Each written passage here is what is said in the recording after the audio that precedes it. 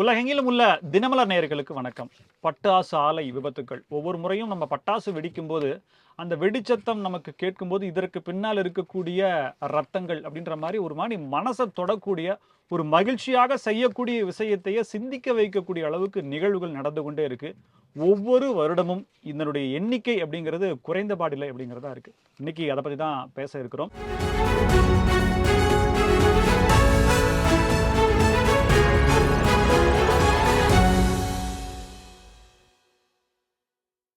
பட்டாசு ஆலை பலிகள் தேர்தல் கொண்டாட்ட ஏற்பாடுகள் காரணமா தேர்தல் நேரத்தில் நடந்திருக்கிறதுனால இந்த பார்வையை நம்ம ஏன் எடுக்கக்கூடாது அப்படின்றனால 2 விருந்தினர்கள் தங்களுடைய கருத்துக்களை சொல்ல இருக்காங்க. மூத்த பத்திரிகையாளர் பாக்கி நம்மளுடைய நிலையத்துக்கு வந்துருக்கலாம். சார் வணக்கம். இணைய வழியில் இணைகிறார் சமூக ஆர்வலர் மாவே குகன் அவர்கள். ஐயா வணக்கம். நல்வணக்கம் சார். இப்போ இந்த பட்டாசு ஆலை விபத்துக்களுக்கான அடிப்படை காரணம் என்ன? இது வறுமை காரணமா, அரசின் அலட்சியமா, தொழில்நுட்பத்துல முன்னேற்றம் தேவையா, எது சரி? அன்பார்ந்த தினமலர் வாசகர்களே, பட்டாசு ஆலைகளின் விபத்துக்களுக்கு அடிப்படை காரணம் தொழில்நுட்ப அறிவை முழுமையாக பயன்படுத்தாதது ஒரு முக்கிய காரணமாக தான் நான் சொல்வேன். தொழில்நுட்ப எவ்வாறு மாற்றங்கள் வருகும் போது அந்த மாற்றங்களை அந்த ஆலைகளிலே நாம் அதை பயன்படுத்தி அந்த மாற்றங்களை கொண்டு வரும்போது வெடி விபத்து நிகழ்வதில்லை. நீங்கள் லயன் கம்பெனி, ஸ்டாண்டர்ட் கம்பெனி போன்ற பட்டாசு கம்பெனிகளில் நீங்கள் அவ்வளவாக விபத்துகள் இருப்பதை நீங்கள் பார்த்திருக்க முடியாது. காரணம் என்னவென்றால் அந்த கம்பெனிகளில் உள்ளவர்கள் சேஃப்டி இன்ஜினியர் ஒருத்தர் இருப்பார். அதை அந்த சேஃப்டி இன்ஜினியர் அந்த என்னென்ன வழிமுறைகளை பின்பற்ற வேண்டும் என்று சொல்லுவார். பொதுவாக இந்த பட்டாசு தயாரிக்கும் போது என்னன்னா அந்த அந்த வெடி மருந்தை இடிப்பது அப்படின்னு சொல்லலாம். அந்த வெடி மருந்தை இடிப்பது, அந்த உராய்வினால் ஏற்படக்கூடிய வெடி விபத்து, அதை சுத்தி இருக்கக்கூடிய வெப்பம் அதனால் வரக்கூடிய வெடி விபத்து, அப்புறம் அந்த இடத்துல இருக்கக்கூடிய ஸ்டாட்டிக் எலக்ட்ரிசிட்டி அப்படிம்பாங்க. நீங்க அந்த பகுதி காற்று வறண்ட காற்றா இருக்கும்போது அந்த பகுதியில் இருக்கக்கூடிய அந்த ஸ்டாட்டிக் எலக்ட்ரிசிட்டி இருக்கும். அது 2-3 இதுல பட்டு இக்னைஷன் டெம்பரேச்சர்னு சொல்லி அந்த இதை ஈஸியா தூக்கி விடும் போது வெடி விபத்துக்கள் நிறைய பேர் இறந்து போயிடுறாங்க. உங்களுக்கு எல்லாம் தெரியும், இந்த பட்டாசுகளை செய்யறதுக்கு முதல்ல ஏறக்குறைய இந்தியாவுக்கு சைனா தான் கொடுத்து உதவிச்சு. அதுக்கு பேரு கன் பவுடர் அப்படின்னு நம்ம சொல்லுவோம். அந்த கன் பவுடர் வாங்கி இப்ப அதை வாங்கிட்டு அதை என்ன பண்ணுவாங்கன்னா, அந்த காலத்துல அந்த பீரங்கிகளுக்கு வெடியுண்டு வைக்கிறது அந்த மாதிரி ஒரு சின்ன சின்ன பெரிய பெரிய அளவுல அதை செஞ்சுட்டு இருந்தாங்க. அப்பமும் என்னன்னா இடங்கள் அதிகமா இருந்ததுனால ஊருக்கு பக்கத்திலேயே அதை செஞ்சாங்க. சிவகாசி, விருதுநகர் மாவட்டத்தில் உள்ள சிவகாசி, அதுக்கு பக்கத்தில் உள்ள இடங்கள்லாம் ஏன் தேர்ந்தெடுக்கப்பட்டது அப்படின்னா, அந்த அந்த மாவட்டத்தை சேர்ந்த ஐயனாடார் என்பவரும் இன்னொரு சண்முக நாடார் என்பவரும் இதற்குனே 1920களில் நேர கல்கத்தாவுக்கு போய் இந்த பட்டாசு தொழிற்சாலைகளை எப்படி நிர்வகிப்பது, என்னென்ன இதெல்லாம் செய்ய வேண்டும் அப்படிங்கிறதெல்லாம் அவங்க எடுத்துட்டு இங்க சிவாசி பகுதியில் இருந்தாங்க. சிவாசி பகுதியை ஏன் தேர்ந்தெடுத்தாங்க அப்படிங்கிறதுனா, சிவாசி பகுதியில் வருஷத்துல 70 நாள் தான் அதிகபட்சமா 70 நாள் மழை பெய்யும். மற்றபடி அது ஒரு வெயில் அடிக்கக்கூடிய பகுதியாகவே இருக்கும். அங்க வெயில் அவசியம் என்னன்னா, அந்த பட்டாசுகள் அந்த வெடிமருந்து உலர்றதுக்கு வெயில் அவசியமா தேவை. அந்த வெயில் எவ்வளவுக்குள்ள இருக்குன்னா 30 to 34 டிகிரி வரைக்கும் இருக்கணும். அதுக்கு மேல போச்சுன்னா அந்த எச்சரிக்கை கொடுக்கணும்.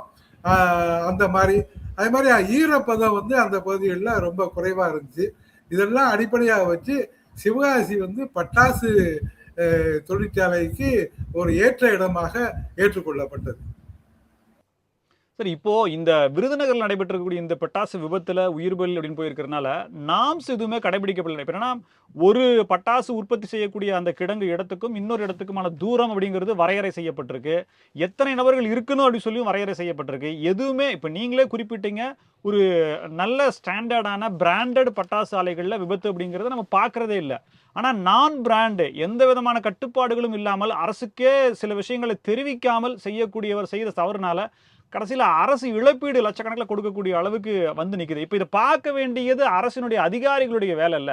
ஒரு பட்டாசு ஆலை ஒரு இடத்துல இயங்குது அப்படின்னா, வேலைக்கு போறாங்க அப்படின்னா, வேலைக்கு போறவங்களுக்கு தெரியுது, அதிகாரிக்கு தெரியல அப்படின்னா எப்படி சார்? இல்ல அது நீ கேட்டது சரியான கேள்வி.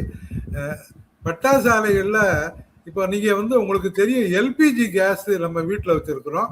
அதே மாரி அ அந்த எல்பிஜி கேஸ் வந்து இத விட ரொம்ப வெடி விபத்து நிறைந்தது. அந்த பியூட்டேன் அப்படின்னு மீத்தேன் அந்த 2 வாயுக்களும் இணைச்சு தான் எல்பிஜி கேஸா உருவாக்குவாங்க. அது வந்து அந்த பியூட்டேன் கேஸ் வந்து கீழ் நோக்கி பரவி நிறைய விபத்துகளை தருவோம். அந்த விபத்துகள்லாம் நடக்கக்கூடாது அப்படிங்கிறதுக்காக இந்தியன் ஆயில் கார்பரேஷன் லிமிடெட் அப்படின்னு ஐஓசிஎல்னு சொல்லுவோம். அவன் வந்து ரொம்ப ஸ்ட்ரிஞ்சென்டா வந்து இந்த மாதிரிலாம் இருக்கக்கூடாது அப்படின்னு சொல்லி அதுக்கு நிறைய அந்த வழிகாட்டு நெறிமுறைகளை வகுத்து வச்சிருக்கிறான். ஒவ்வொரு வழிகாட்டு நெறிமுறையிலையும் என்னென்ன செய்யணும் அப்படின்னு அவனுக்கு தகுந்த மாதிரி வச்சிருக்கிறான். இப்ப இந்த தமிழ்நாட்டு தீயணைப்பு துறையோ அல்லது பேரிடர் மேலாண்மை துறையிலயோ இருக்கிறவங்க அந்த அளவுக்கு அறிவு உள்ளவங்களா இருப்பாங்க அப்படிங்கறத நான் எதிர்பார்க்கல. அவங்களுக்கு என்னங்கிறது தெரியாது. அந்த இடித்ததுனால் ஏற்படக்கூடிய உரசல், அந்த உராய்வினால் ஏற்படக்கூடிய வெப்பம், அதனால தீ விபத்து, அதனால ஸ்டாட்டிக் எலக்ட்ரிசிட்டி, இந்த ஸ்டாட்டிக் எலக்ட்ரிசிட்டியை எப்படி கிரவுண்ட் பண்ணணும். குகன் சார், அடிப்படையான ஒரு கேள்வி சார். ஒரு பட்டாசு தயாரிக்கக்கூடிய அந்த கூடாரத்துல எத்தனை பேர் இருக்கணும்னு இருக்கு சார். ஆனா அதை விட 3 மடங்கு அதிகமான நபர்கள் அங்க இருந்திருக்காங்க. உயிர் பலி 25 தாண்டுவதற்கு அடிப்படை காரணம் அதுதான். இது பேசிக் இல்ல சார். இது வந்து ஒரு தீயணைப்பு அதிகாரியோ அல்லது ஒரு பட்டாசு ஆலை தயாரிக்கக்கூடிய அதிபர் எத்தனை பேர் இருக்கணுங்கிறது அது தெரியணும்ல அவருக்கு. இல்ல ஆமாங்க, நீங்க அதுதான் நான் சொல்ல வர்றேன். ஒரு அந்த அந்த செவர் கூட வந்து வெடி விபத்தினால கீழே விழாத அளவுக்கு செய்யணும் அப்படிங்கிறது தான் அந்த விதிமுறையில் இருக்கக்கூடிய இது. ஒரு அங்க வெடி பொருட்களை வந்து இடிச்சு சேர்க்கறதுக்கு இப்ப வந்து மனுஷர்களை வச்சுதான் அது செய்யறாங்க. எப்படின்னா இந்த ஸ்டாண்டர்ட் ஃபயர் ஒர்க்ஸ்ல எல்லாம் கிடையாது, அங்கெல்லாம் ஆட்டோமேஷன் பண்ணிட்டாங்க. இங்க வரும்போது அந்த மனிதர்களை வச்சு செய்யும்போது நிச்சயமா மனித தவறு ஏற்படுறதுக்கு வாய்ப்புடும். கொஞ்சமா இடிக்கிறதுக்கு பதிலாக கொஞ்சம் ஓங்கி இடிச்சிருவான், அதனால விபத்துகள் ஏற்படும். சோ அந்த மாதிரி விபத்துகள் ஏற்படும் போது குறிப்பிட்ட சம்பவங்கள் இப்ப இல்ல நினைக்கிறேன். இப்ப கலக்கிறது தான் நீங்க சொல்றது முந்தைய முறையா இருக்கும். அது குறிப்பிட்ட இடத்துல நீங்க சொன்ன மாதிரி 5 பேர் அல்லது 6 பேர் தான் இருக்கணும், அல்லது அந்த அளவு கூட செமி ஆட்டோமேஷன் கட்டாயம் பண்ணனா தான் அந்த விபத்துகளை ஓரளவு தவிர்க்க முடியும். அப்படியே அவங்க எந்திரிச்சு போனாலுமே என்ன ஆகும் அப்படின்னீங்கன்னா, அந்த ஸ்டாட்டிக் எலக்ட்ரிசிட்டி அப்படின்னு அந்த நிலை மின்னோட்டம்னு சொல்லுவோம். அந்த நிலை மின்னோட்டம் வந்து அதுல லேசா பட்டா கூட அந்த வெடி விபத்தா உண்டாயிரும்.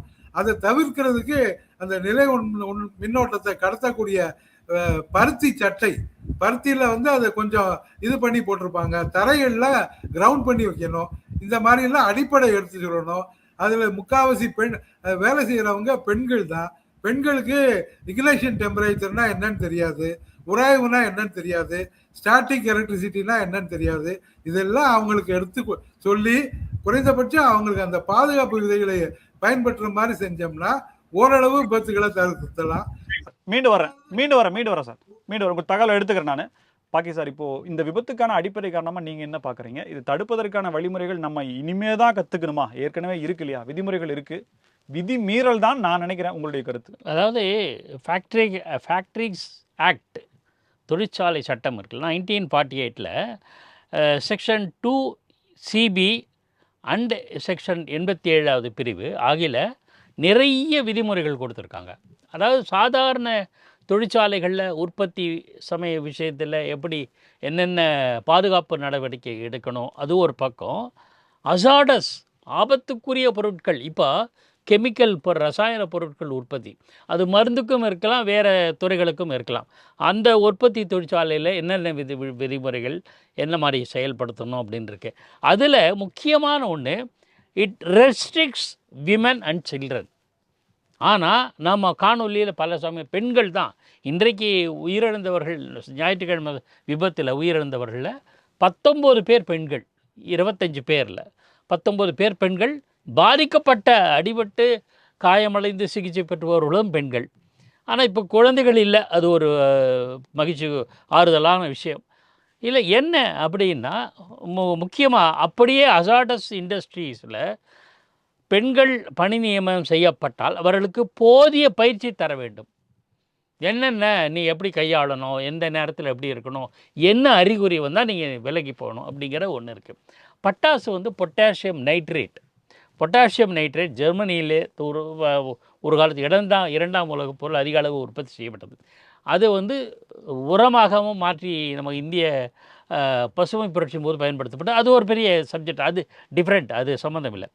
இந்த இந்த எரிபொருள் இருக்கு இல்லையா, அதாவது ஒரு ரசாயன பொருள் இருக்குல்ல, அதை அழுத்தும் போது ப்ரெஷர்னால தான் வெடிக்குது. நீங்கள் ஒரு அணுகுண்டோ இல்லை லக்ஷ்மி வெடிலாம் இருக்குல்ல, அதில் பிரித்து மருந்து அப்படியே பிரித்து பேப்பரில் பரப்பி கொளுத்தினீங்களா புஷ்ஷுன்னு போகும், அழுத்தத்தின் பேரில். அந்த அழுத்தத்தை எப்படி கையாள வேண்டும், எந்த டெம்பரேச்சரில் கையாள வேண்டும், எவ்வளோ இடைவெளியில் பணிகள் செய்யணும், இந்த விதிமுறைகள்லாம் இருக்குது. இதெல்லாம் எதுவுமே கடைப்பிடிக்கப்படுவதில்லை. ஒன்று ஒவ்வொரு ஆலயம் ஆர்கனைஸ்டு செக்டார் ஒன்று, அன்ஆர்கனைஸ்டு செக்டார்ஸ் தான் நிறைய இருக்குது. அவங்க ரெக்ரூட்மெண்ட்டில் ஒரு பிரச்சனை, அது எம்ப்ளாய்மெண்ட்டில் அந்த லேபர் லா இஷ்யூவாக இருக்குது. ஆனால் அதுவும் முக்கியம்தான். அதில் கடைப்பிடிக்க வேண்டிய விதிமுறைகளை யாரும் கடைப்பிடிப்பதில்லை. ஏன்னா இந்த விபத்து நடந்து ஞாயிற்றுக்கிழமை ஒர்க்கர்ஸ்க்கு லீவு கொடுத்தாகணும். அது இல்லை, பேசிக்.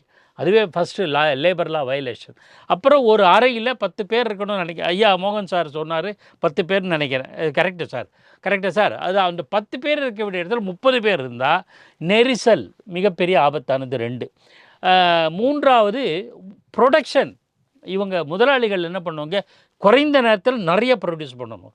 தேயிலை தோட்டத்தில் பார்த்துருக்கல பெண்கள், நான் தேயிலை தோட்டத்தில் பெண்களோடு தேயிலை பறித்த அனுபவத்தில் சொல்கிறேன். அவங்க சொல்லுவாங்க, இவ்வளோ மணி நேரத்துக்குள்ளே இவ்வளோ கூட தேயிலை பறிக்கணும்னு நிபந்தனை உண்டு. அவங்க அப்போ தான் அவங்களுக்கு கூலி பிழப்பு வைத்த நிரப்பணும், பசி நிர்பந்த காரணமாக. இதனால் இவ்வளவு நேரத்தில் இவ்வளோ பட்டாசு பண்ணணும் அப்படின்னு நிர்பந்திக்கிறத முதலாளிகள் செய்கிற விஷயங்கள் இதெல்லாத்தையும் கவனிக்கணும். இப்போ கழிவு நீரில் முன்னெல்லாம் இப்போ கொஞ்சம் குறைஞ்சி போயிருக்கு. அதாவது கழிவு நீரை சுத்திப்படுத்தும் போது விஷ வாயு வரும், அதனால் பாதிக்கப்பட்டு இறந்து போகிறவங்க தொழிலாளர்கள். இப்போ மெல்ல மெல்ல எந்திரம் வந்துடுச்சு, அது கொஞ்சம் கொஞ்சமாக கட்டுப்படுச்சு. இது மாதிரி விஷயங்களில் எவ்வளவு தொழிலாளர் நலச்சட்டங்கள் கடைப்பிடிக்க வேண்டும், அசாடஸ் ப்ராடக்ஷனுடைய இண்டஸ்ட்ரீஸ் எந்த அளவுக்கு கவனமாக இருக்கணுங்கிறது ஒன்று. அப்புறம் ஞாயிற்றுக்கிழமை சம்பவம் நடந்திருக்கு. இப்போ நேற்றைக்கு கேரளத்திலும் இதே மாதிரி பட்டாசு விபத்து நடந்திருக்கு. இந்த பட்டாசு உற்பத்தி ஏன் நம்மளால் இது பண்ண முடியல, ஏன் அதிகரித்து வருதுன்னா, உலக அளவில் அதிகமான பட்டாசு உற்பத்தி இந்தியாவுக்கு வருவாய் வருது. எப்படி திருப்பூர்லேருந்து காட்டன், அதாவது ஆடைகள் எப்படி இப்போ நமக்கு அதிக வருவாய் வருதோ அதே மாதிரி இதுவும் இருக்குது. ஆகையினால் இதுக்கு பொருளாதார ரீதியில் செய்ய மாட்டாங்க. இது ஹோலிஸ்டிக்காக பார்க்குறது, அரசாங்க அளவில் பார்க்குறது. கீழ் லெவலில் தொழிலாளர்கள் பொறுத்து மாற்று வேலை வாய்ப்பு இல்லை. ஒரு காலத்தில் இந்த சம்பவம் நடந்த சேர்வைக்காரன்பட்டி பகுதியில் பருத்தி உற்பத்தி இருந்தது, விவசாயம் இருந்தது, பெரும்பாலும் பருத்தி உற்பத்தி. அதே பருத்தி பஞ்சு உற்பத்தி நாளாக சீர்கெட்டு போய் இப்போது அந்த விவசாயமே இல்லை. அப்போ வாழ்வாதாரத்துக்கு அந்த பெண்களும் அந்த ஏழைகளும், பெரும்பாலும் தலித்துகள், தொழிலாளர் வர்க்கம், அந்த பிரிவினர் பிழைப்புக்காக வேறு என்ன தேடுவாங்க, இதுதான். இன்றைக்கே சில ஊடகங்கள் இன்டர்வியூ பண்ணியிருக்காங்க. அவங்கள சந்தித்து பேசும்போது, எங்களுக்கு வேறு எதுவும் தெரியாது, இன்றைக்கி விபத்து நடந்து போச்சு, இவ்வளோ பேர் செத்து போயிட்டாங்க, 2 நாள் அழுவோம், 3ஆவது நாள் இதே தொழில் தான் பண்ணுவோன்னு சொல்கிறாங்க. அப்போ அவங்களுக்கு வாழ்வாதாரம், இதுக்கு ஆல்டர்னேட் வாழ்வாதாரம், மாற்று பிழைப்புக்கான வழிமுறைகளை அரசாங்கம் செய்ய வேண்டும். ஒன்று.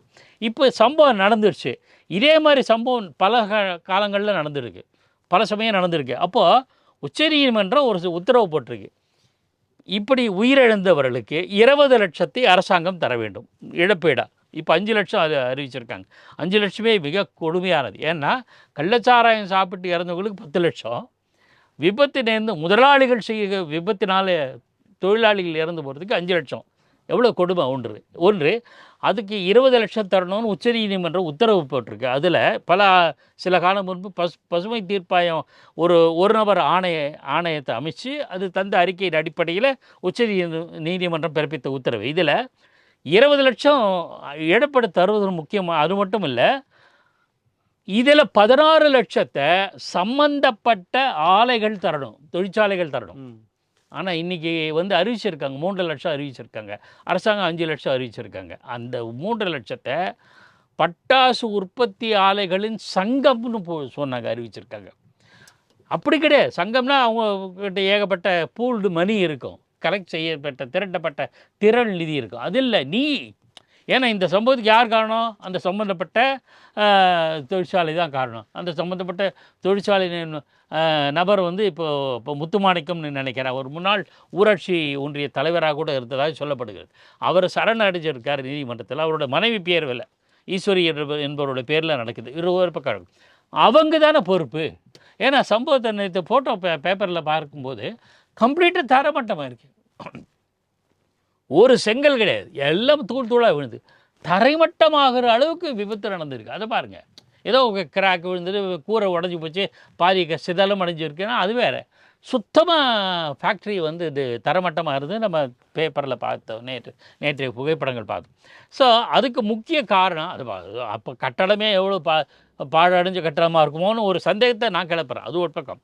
இப்போ அந்த நிறுவனம் தான் கொடுக்கணும்னு உச்சநீதிமன்ற தீர்ப்பு. இது எல்லாத்தையும் கடைப்பிடிக்கணும். இது தலித் அமைப்புகள் இருக்குல்ல சார், இவ்வளவு விஷயங்கள்ல நாம்ஸ்ன்றது ஏற்கனவே இருக்குல்ல சார். ஒரு பட்டாசாலை தொடங்கணும்னா யாராட்ட லைசன்ஸ் வாங்கணும், அதில் என்னென்ன கீப் பண்ணணுன்றது இருக்குது. இப்போ இவங்க ஒரு தொடங்கப்படுறாங்க, லைசன்ஸ் வாங்குறாங்க அப்படின்னா சரியா நடக்குதான இன்ஸ்பெக்ஷன் பண்ண வேண்டியது யாருடைய? அதிகாரிகளுடைய வேலை இல்லை சார். இப்போ அந்த அதிகாரிகள் பண்ணலை அப்படின்றதான ஒவ்வொரு விபத்துக்கும் அடிப்படை காரணமாக இருக்குது. இன்னைக்கு இந்த சம்பவத்தில் ஒரு உலகளாவிய ஒரு தொலைக்காட்சி நிறுவனம் போய் தகவல் திரட்டுவதற்காக சம்பந்தப்பட்ட அதிகாரிகளை அணுகி தொடர்பு கொள்ள முயன்றார்கள். தகவல் எடுக்கவே இல்லை, ஃபோன் எடுக்கலையே, அவங்கள கருத்து கேட்க முடியலன்னு பதிவு பண்ணுறாங்க. பிபிசி நிறுவனம், நான் சொல்கிறது பேரை சொல்ல வேண்டாம்னு பார்த்தேன். சரி, அவங்க தகவல் திரட்ட சம்மந்தப்பட்ட மாவட்ட ஆட்சியரோ அதிகாரிகளோ அணுக முயன்ற போது அவர்களிடம் வரலை, அவங்களிடம் எந்த விதமான ரெஸ்பான்ஸும் வரலைங்கிறது ஒன்று. இதுக்கு ஒரு ஆக்ட் இருக்குது, 1989 கொண்டு வரப்பட்டது. Manufacture, storage and import of hazardous chemical ரூல்ஸ்னு ஒன்று இருக்குது. அது கீழே வருது. இது கெமிக்கல்ஸ் ரூல்ஸ், ஹசார்டஸ் கெமிக்கல்ஸ்னு பொதுவாக இருந்தாலும் கூட அதன் கீழே இதுவும் இடம்பெறுவதாக குறிப்புகள் இருக்கின்றன. இப்போ அதில் தான் பல்வேறு விஷயங்கள் சொல்லப்படுகிறது. அந்த நடவடிக்கைகள், அந்த விதிமுறைகள் முறையாக கடைப்பிடிக்கப்பட்டதா? இதே அந்த ஃபேக்ட்ரி ஏற்கனவே தண்டனை பெற்று தடை செய்யப்பட்டு மறுபடியும் வந்திருக்கு. அதுதான் ஃபேக்ட்.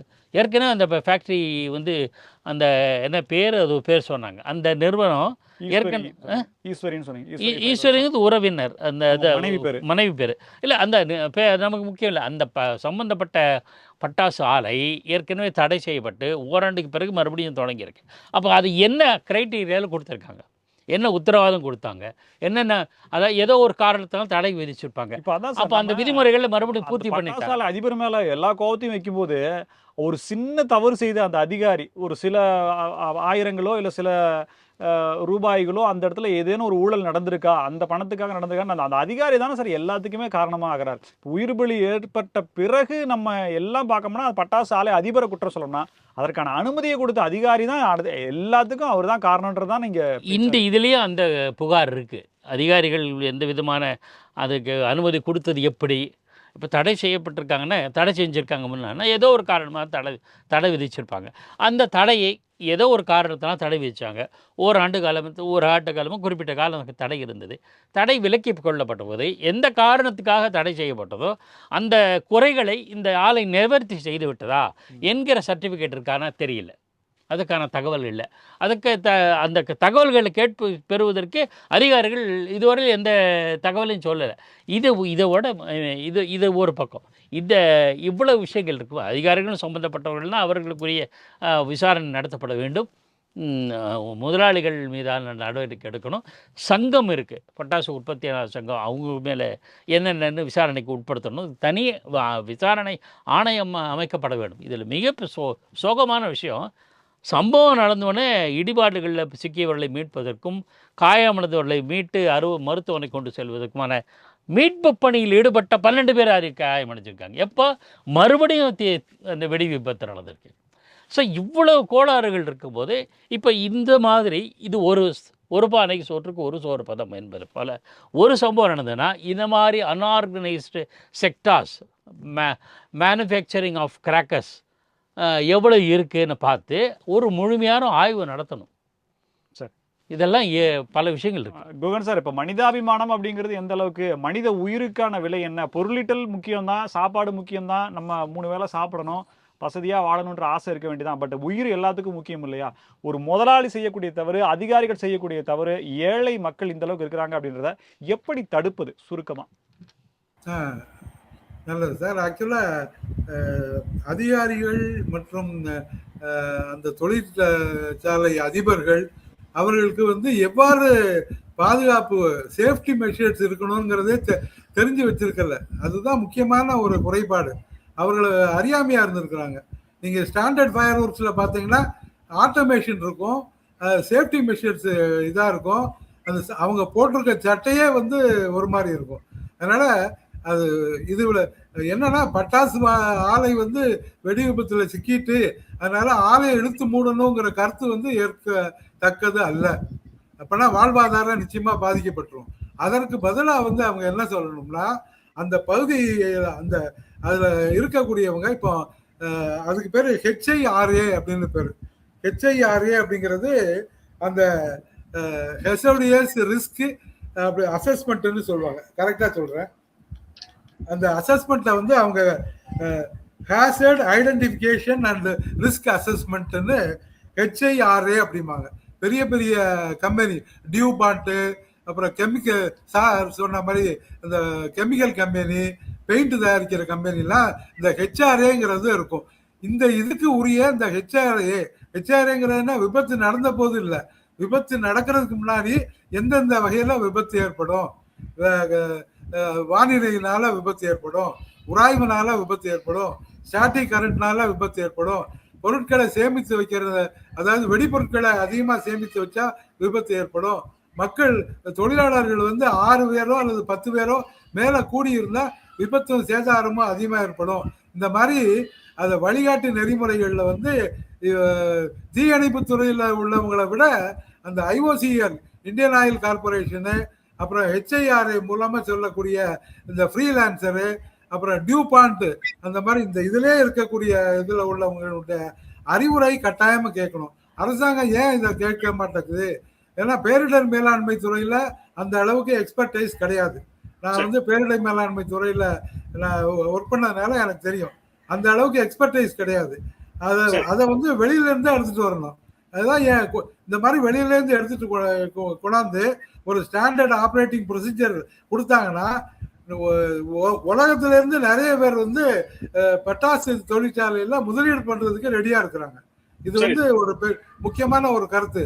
இதை அதை ஸ்டாண்டர்டைஸ் பண்ணி குறைந்தபட்சம் செமி ஆட்டோமேஷனாவது பண்ணி அதை பண்ணா வெளிநாட்டுல இருந்து முதலீடு பண்றதுக்கு ஆட்கள் ரெடியா இருக்கிறாங்க, வாழ்வாதாரம் பெருகும் அப்படிங்கிறது என்னுடைய கருத்து. சரி சார். பாக்கி சார், இது பணம் செலவழிக்கிற விஷயம் ஒன்றும் இல்லை. இது ஒரு துறை, இது உலக அளவில் தேவை இருக்கக்கூடிய ஒரு துறையுமே கூட. அரசு ஒரு நல்லா ஸ்ட்ரிக்ட் பண்ணி ஸ்டாண்டர்டைஸ்டு, ஒரு யூடியூப் தளத்தில் கூட ஒரு புகழ்பெற்ற நபர் ISO தரத்திலான சீன பட்டாசுகளுக்கு உலகம் பூரா அவங்க ஏற்றுமதி பண்ணுறாங்க. உலகத்தின் தேவையில் கிட்டத்தட்ட 70-80% சைனா தான் பூர்த்தி பண்ணுது. இந்தியா பண்ணுதா அப்படின்ற கேள்வி இல்லை. இந்தியாவை தாண்டி நம்ம இது போகிறதில்ல. இப்போ இதை வந்து கரெக்டாக ஆர்கனைஸ் பண்ண வேண்டியது கவர்மெண்ட் தானே. அதுக்கு இடையில ஏன்னா நம்மள்ட்ட மேன் பவர் இருக்குது, அதை வந்து சரியான ஸ்ட்ரக்சரில் கொண்டு போக வேண்டிய வேலையை செய்ய வேண்டியது கவர்மெண்ட் தான். ஸ்டேட் கவர்மெண்ட்டும் கூட இம்ப்ளிமெண்ட் பண்ண வேண்டியது அதிகாரிகள் கூட. இது எப்போ நடக்கும், இது எதிர்பார்க்கணும் அப்படின்னம்னா என்ன செய்யணும்? பிரதான பொறுப்பு வந்து அரசாங்கத்துக்கு தான். ஏன்னா ஒரு ஆலை தவறு செய்தால் அந்த ஆலையினோட முதலாளிகள் தவறு செய்கிறார்கள் 1, அங்கே போதிய பாதுகாப்பு நடவடிக்கை எடுக்கலை 2, இருந்தாலும் அதை கண்காணித்து பார்க்க வேண்டியதுதான் அரசாங்கத்தினுடைய வேலை. அனுமதி தரணும், லைசன்ஸ் தரணும். அப்போ என்னென்ன விதிமுறைகளை அவங்க கடைப்பிடிக்கிறாங்கன்னு பார்க்கணும். அவ்வப்போது பீரியாடிக்கல் செக்குன்னு ஒன்று உண்டு. அது இப்போ இந்தியாவில் பல ஆலைகளில் இருக்குது, பெரும்பாலும் இருக்குது, சேஃப்டி மெஷர்ஸுக்கான உண்டு. இப்போ நான் சில இந்த ஹாலோ பிரிக்ஸ் இருக்குல்ல, ஃப்ளை ஆஷில் தயாரிக்கிற ஆலைகளுக்கு சென்று பார்த்தபோது ஒரு சாதாரண பார்வையாளர் எனக்கும் சில இதில் டெஸ்டெல்லாம் எடுத்தாங்க. பிபி சுகர் இருக்கா, அந்த வீசிங் இருக்கா, எல்லாத்தையும் சும்மா ஒரு ரேண்டமாக எடுத்துட்டு எனக்கு உண்டான உடையும் தலைக்கவசமும் கொடுத்தாங்க. இத்தனைக்கும் ஃப்ளை ஆஷ் வந்து கையில் எடுத்தால் ரொம்ப சின்ன குழந்தை கூட தூக்கிடும், அவ்வளோ செங்கல். ஆனால் அது மேனுஃபேக்சரிங் வரும்போது பல 100 செல்சியஸ் வெப்பத்தோடு இருக்கும். அதெல்லாம் ஒரு பக்கம் இருக்கும். நான் ஃபேக்ட்ரி முழுக்க சுற்றி பார்த்தேன் ஈரோடில். என்ன சொல்கிறேன்னா, வர்ற பார்வையாளருக்கே இவ்வளோ பாதுகாப்பு நடவடிக்கைகள்னா இந்த ஃபேக்ட்ரியில் எந்த பட்டாசு ஃபேக்ட்ரியிலையாவது கையுறையோடு இருக்காங்களா? இந்த ஃபேக்ட்ரியிலும் இல்லை. உடம்பு பூரா மருந்து பூசிக்கிறாங்க. இந்த பாதுகாப்பு நடவடிக்கை இருக்கணும், எல்லா விதத்திலும் உண்டு. வெளிநாடுகளில் சுரங்க பணியில் இருக்கிறவங்க இந்த மாதிரி கொத்தாக இறந்த சம்பவங்கள்லாம் உண்டு, குறிப்பாக தென்னாப்பிரிக்கா போன்ற நாடுகள். அதுக்கு பிறகு கடும் நடவடிக்கை எடுக்கப்பட்டு தொழிலாளர் சட்டங்கள் முறையாக கடைபிடிக்கப்பட்டது, அதெல்லாம் பாதுகாப்பு நடவடிக்கைகள் மேற்கொள்ளப்பட்டவை. இப்போ அந்த மாதிரி பாதுகாப்பு நடவடிக்கைகள் மேற்கொள்ளப்பட வேண்டும். அது மேற்கொள்கிறாங்களா இல்லையான்னு, இப்போ ஒரு சாதாரண ஹெல்மெட் இல்லைன்னா போலீஸ்காரங்க நிறுத்துகிறாங்கல்ல, அந்த மாதிரி பீரியாடிக்கலை செக் பண்ண வேண்டியது அரசாங்க நிறுவனத்தினுடைய கடமை. அப்போ உச்சநீதிமன்ற தீர்ப்பில் அறிவுறுத்தல் 1, 2, 3 அறிவுறுத்தல். 1 வந்து இப்போ நீ பார்த்துருப்பீங்க, கோடை காலத்தில் பட்டாசு தயாரிப்புக்கு நிறுத்துங்க. ஐயா மோகன் சார் கரெக்டாக சொன்னார். அந்த வெப்பம் சூழல் சிவகாசி, அதாவது சிவகாசி விருதுநகர் பகுதியில் இருக்குது, அது பட்டாசு தயாரிப்பு கை கொடுக்கும். ரைட்டு. என்னன்னா இது மேனுஃபேக்சரிங் பண்ணுறதுக்கான நேரம்னு சொல்லிட்டு ப்ரொடக்ஷனை ஜாஸ்தி பண்ணுறாங்க. அது வந்து கூடாது, அதுக்கு ரெகுலேட் பண்ணணும். அப்போ ஒரு மாதம் வேலை இல்லைன்னா அவங்களுக்கு காம்பன்சேஷன். மீன்பிடி தடை காலத்தில் மீன் வந்து மீன்கள் உற்பத்திக்காக அந்த தடைக்காலம் வச்சுருக்காங்க. அந்த தடைக்காலத்தில் மீனவர்களுக்கு நிவாரணம் தர்றாங்க. அந்த மாதிரி ஒரு மாதம் பட்டாசு உற்பத்தி கிடையாது.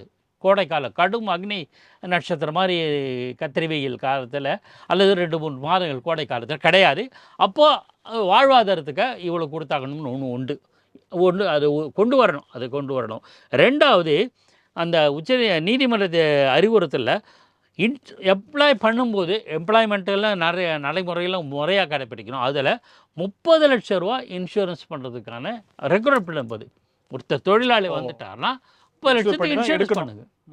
ஏதாவது விபத்துனா கொடுத்துடலாம், அவங்க குடும்பம் தத்தளிக்கக்கூடாதுங்கிறது ஒரு 2வது. இப்போ இதெல்லாம் எதன அடிப்படையில் நடந்ததுன்னா, 10 ஆண்டுகளில் 365 பேர் பட்டாசு விபத்துகளால் இறந்துருக்காங்க. இது குறித்த ஒரு கமிஷன் ரிப்போர்ட்டினுடைய அடிப்படையில் நீதிமன்றம் இந்த மாதிரியான அறிவுறுத்தல்கள் பிறப்பித்துள்ளன. இதையெல்லாம் அரசாங்கம் கடைப்பிடிக்க, அதாவது எல்லா ஆலைகளும் கடைப்பிடிக்கணும். அவங்களுக்குன்னு ஒரு ஆர்கனைசேஷன் இருக்குது, அந்த சங்கம் இருக்குது, அவங்க இதெல்லாம் செய்யணும். அந்த செயல்பாடுகள் முறையாக அவ்வப்போது நடக்குதான்னு கண்காணிக்கிற வேலை அரசாங்கம். ஸோ அல்டிமேட் வந்து முதல்ல அரசாங்கம் இதுக்கு இப்போ அக்கௌண்டபிலிட்டி அரசாங்கம். ஏதேனும் விபத்துனா அதை பொறுப்பேற்க வேண்டியது அரசாங்கம். சும்மா 5 லட்சம் 10 லட்சம் காம்பன்சேஷன் 10 லட்சம் கிடையாது. கள்ளச்சாராயம் இவங்க கைவிட்டு போகிற சட்டம் ஒழுங்கு மீறி நடத்தப்பட்ட செயல், ஒரு தவறான சம்பவத்துக்கு 10 லட்சம் கொடுக்குறாங்க அரசாங்கம், அது விளம்பரத்துக்காக எண்ணத்தில். ஆனால் இது மாதிரி விஷயங்களில் 5 லட்சம் அறிவிச்சிருக்காங்க. இதெல்லாம் இதில் 6 வழக்குகள் அந்த சம்மந்தப்பட்ட ஆலை மீது நடவடிக்கை எடுக்கப்பட்டதாக தெரிகிறது. பொறுத்திருந்து பார்ப்போம். இதையாவது பாடமாக எடுத்துக்கொண்டு அரசாங்கமும் நிர்வாகமும் ஆலைகளும் புரிந்து கொண்டு செயல்பட வேண்டும். மிக நன்றி சார். நேர்களே, மனித உயிர் அப்படிங்கிறது எதற்கும் மேலானது. அதற்கு விலை மதிப்பு அப்படிங்கிறது கிடையாது. ஒரு பொருளீட்டலுக்காக, ஒரு வேலைக்காக, வாழ்வாதாரத்திற்காக, குடும்பத்தின் தேவைக்காக வேலைக்கு சென்ற ஒரு நபர் வீடு திரும்பலை, அவர் உயிரிழந்துட்டார் அப்படிங்கிறது எவ்வளோ ஒரு சோகமான செய்தி. ஒரு ஆலை அதிபர் ஒரு நோக்கத்துக்காக வைக்கிறாருன்னா அங்கே வேலை செய்ய வர்றவங்களுக்கும் அவர் பொறுப்பாக இருக்கணும். இது எல்லாத்துக்கும் மேலே மனிதநேயம் கொஞ்சமாவது இருக்கணும். உயிரிழப்பு அப்படிங்கிறத தவிர்ப்பதற்கான அடிப்படை விஷயங்களையாவது செய்யணும் அப்படிங்கிறதா வேண்டுகோளாக இருக்குது. அரசு உன்னிப்பாக இந்த விஷயத்தில் தன்னுடைய இரும்பு கருத்தை கொண்டு வந்து காட்டணும். அதிகாரிகள் நேர்மையாக செயல்படணும். இதெல்லாம் ஒருங்கிணைந்து செயல்பட்டால் மட்டும்தான் பட்டாசு ஆலை விபத்து அப்படிங்கிறது நடக்காமல் இருக்கும் அப்படிங்கிறது. கலந்து கொண்ட விருந்தினர்கள் இருவருக்கும் நன்றி. மீண்டும் வேறொரு நிகழ்ச்சி சந்திப்போம். இணைந்திருங்கள் தினமலருடன். நன்றி நேயர்களே.